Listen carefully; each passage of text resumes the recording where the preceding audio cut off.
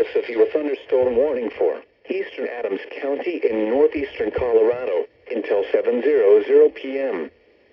At 6:18 p.m. Mountain Daylight Time, a severe thunderstorm was located 4 miles southwest of Leader, or 33 miles southwest of Fort Morgan, moving northeast at 25 miles an hour.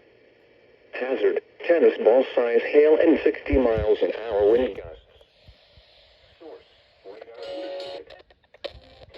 0 p.m.